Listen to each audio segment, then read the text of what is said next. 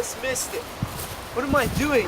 One of the most trivial things that kids spent their time on long summer days, catching frogs.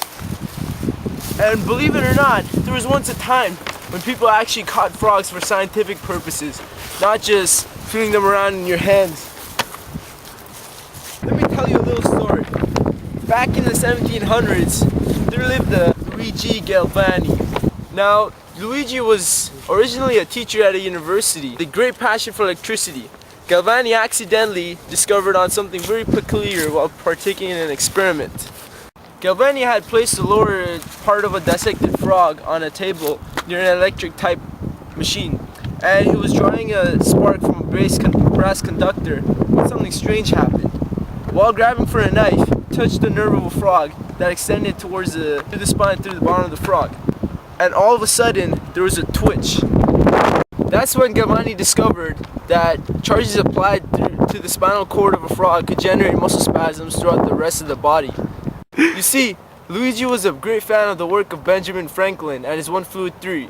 Franklin's Leyden jar proposed that electric phenomenon was caused by positively charged electricity that accumulated on the inner conductor, while there was a negative conductor on the outside. At the time, there was very primitive electrical devices that had to be charged by friction to create current. So for his supply, Luigi often used the electricity from thunderstorms.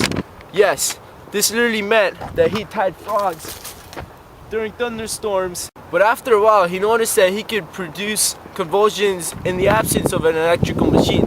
When a frog was part of a circuit with one or more pieces of metal, Galvani noticed that the movement of nerve juices and proposed that the convulsions came from electricity fluid from inside the animal. He thought that there was a fluid that was secreted from the brain, and movement of this fluid throughout the nerves was what caused us to move.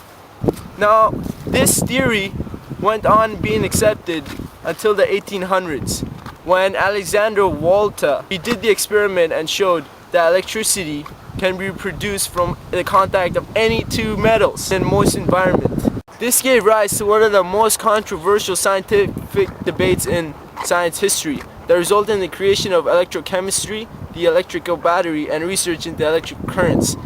In the controversy, Volta was correct in his physical interpretations, but it was Galvani's influences that gave rise to the science, and he was credited as the father of neurology and neurophysiology.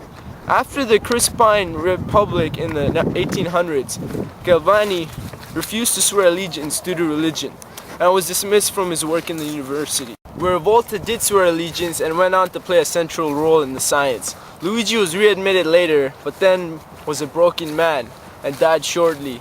However, to this day, Luigi is quoted as a wonder in the science community, and he has many electrical terms named after him, like galvanized. It's a frog!